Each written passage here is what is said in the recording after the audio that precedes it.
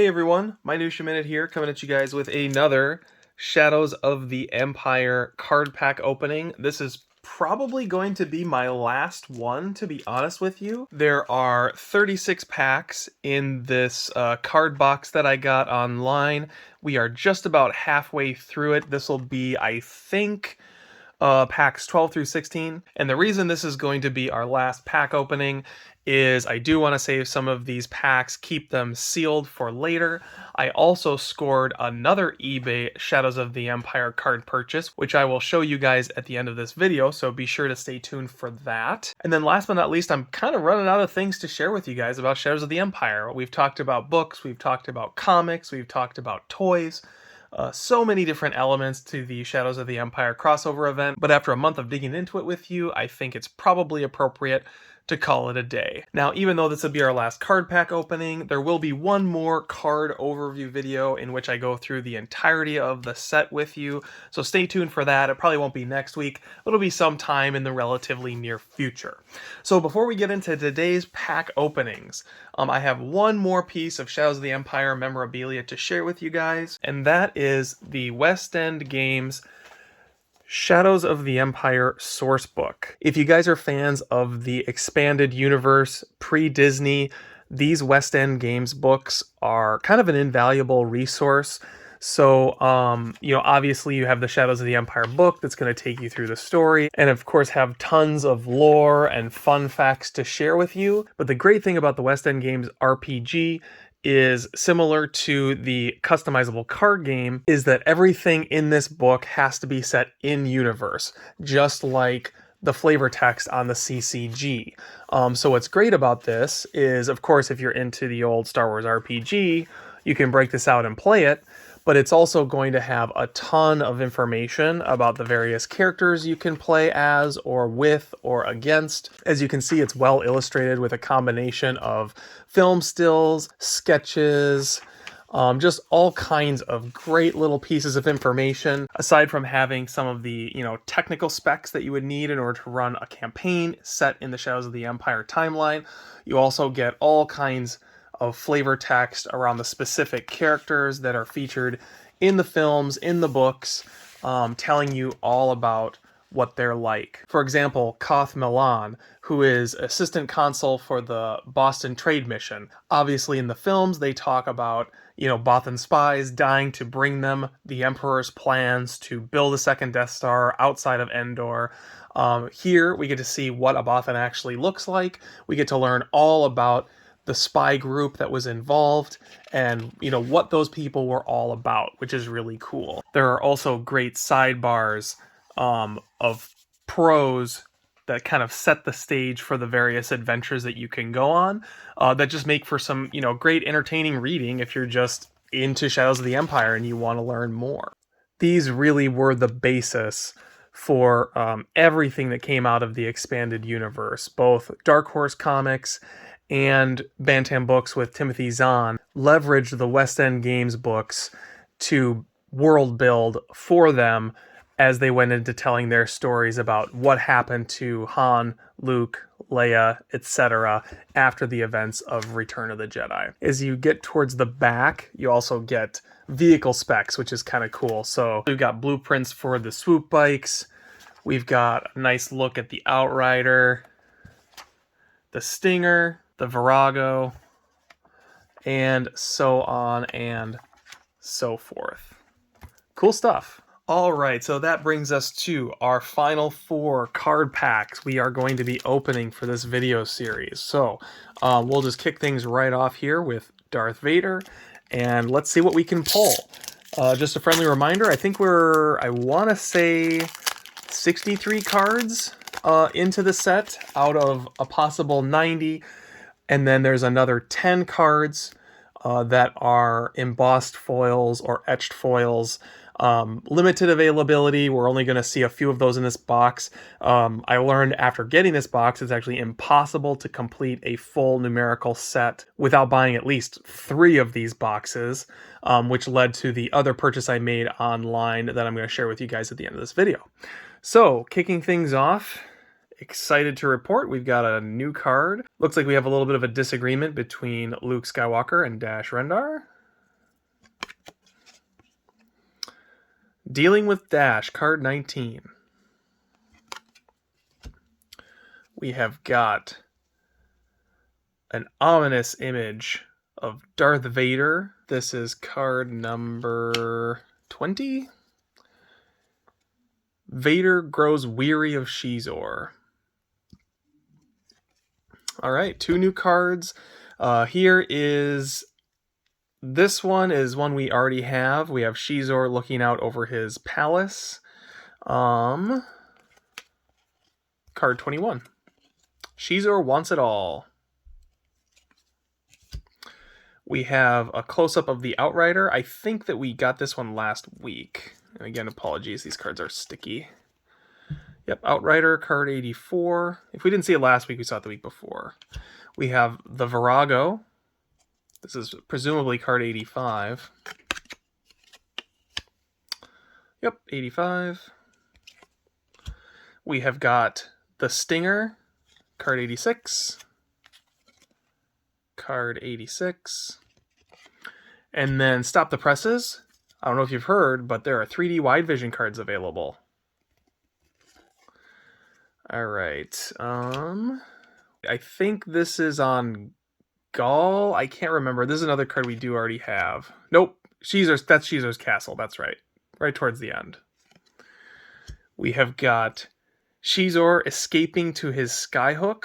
This is probably card 66. Card 66, Battle over Coruscant Part 1. And then Battle over Coruscant Part 2. And I'm pretty sure we have this one too. Yeah. 67. All right, so 2 new cards, 3 packs to go. Let's see what we can pull in this next pack.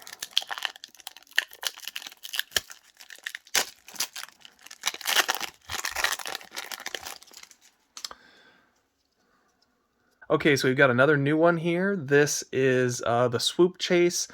This is the Stone Needle on Tatooine, and there's a whole story about Luke Skywalker threading the Stone Needle. I can't remember if it's in the deleted scenes with Biggs Darklighter if you watch the extras on the Star Wars Blu-ray, but it is featured in the Star Wars radio drama from the 70s. If you're a Star Wars fan and you've never listened to that, I know it sounds dorky as F, but it's so good. And the first two episodes take place before the original Star Wars. So you get an episode with Luke on Tatooine, and then you get an episode with Leia going on diplomatic missions and running into Darth Vader before she goes to Tatooine. So it's at least worth listening to the first 2 episodes if you can get into a radio drama. It's sort of 50-50 for people. They either love it or hate it, but the Star Wars radio drama really is like one of the best ones that have ever been done, separate of the fact that I love Star Wars.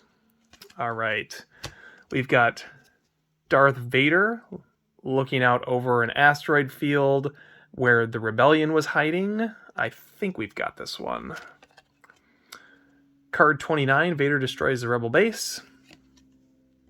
We've got a Feat of Strength from Guri. This is another card I'm pretty sure we've got. Guri does Shizor's dirty work, card 30. And then we jump ahead towards the end of the set. This is either card 94 or card 100. This is part of that Dark Horse subset. I can never remember if Dark Horse comes before the LucasArts subset or not, but we'll find out here in just a minute. Yeah, 94. Dark Horse is first. So then following that, we've got Dash Rendar at the Battle of Hoth from the LucasArts game. LucasArts 1 of 6. And behind there we have Dash Rendar spying on the Swoop game. This should be LucasArts card 2 of 6. All of these are ones we already have. Okay. And then this is looking suspiciously familiar. We've got the Outrider here. We've got the Virago. And we've got the Stinger. Okay, so far, pretty brutal first couple rounds. We've got 2 more packs to go. We've got Prince Shizor right here. Let's give him an open and see what we can come up with.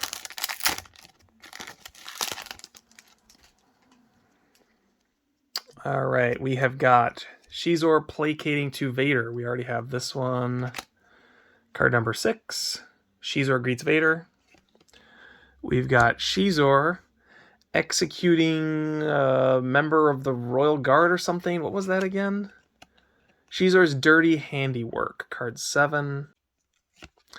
This is a new one for us. We've got Guri and Shizor looking directly at the viewer. That's a sweet card, actually. Ferreting out a traitor, card number 8. Cool. Another new one. All right, we already saw this one today. We saw this one today. We saw this one today. Wide vision cards. Okay, we've got Lando playing Sabak. I think we got this one for the first time last week. The Waiting Game, card 24. We've got Luke practicing his Jedi skills with R2-D2. This is one of the very first cards we pulled in the first episode of this.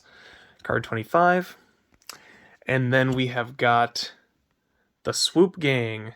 This looks right out of episode 2. I actually just watched episode 2 the other day because I finished up the Book of Boba Fett, which deals heavily with episode 2 lore, actually. And so it just kind of put me in the mood to watch it. Still a terrible movie. I watch it probably once every 5 years at most. You have to be in exactly the right mood to watch it. But there's a sequence in there where Anakin is going across the wasteland of Tatooine in a swoop bike at dusk, and it looks exactly like this card, which is really cool. So this is card 22, Swoop Troop Attack. All right, and that brings us to our last pack. Hopefully the Force is with us with Luke Skywalker.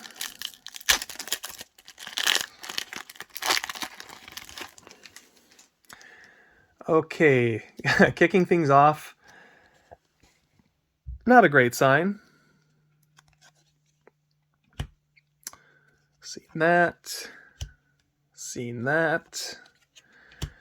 This is the first card, I think, in the Dark Horse subset. We should have this one as well. Yep, Dark Horse 1 of 6. This should be Dark Horse 2 of 6. This is probably the subset of cards we've gotten the most of. Dark Horse 3 of 6 here. And then wide vision cards. All right, we've got Leia in the Bouche costume confronting Shizor. This is a card I think we also just got last week. Leia finally meets Shizor, card 44. And then here's a new one. This is Leia at the bedchamber of Shizor. Probably the most controversial subplot in this book is that Shizor secretes pheromones and Princess Leia falls in love with him because she's like hypnotized by him. Yeah, I can't justify it. Leia's Smitten, card 45. And then one more, finishing it out with another new card. Vader senses his son, card 46. Awesome. All right. We didn't get a whole ton of new cards. As a matter of fact, only 6 new ones this time around. That brings our grand total to 69 out of 90. So we've got 21 cards to go. As I said, this is going to be the last of these videos, and the reason is because I made another eBay purchase. So just a little bit of background, those of you guys who haven't watched earlier episodes, there are a series of embossed and etched foil cards in this set.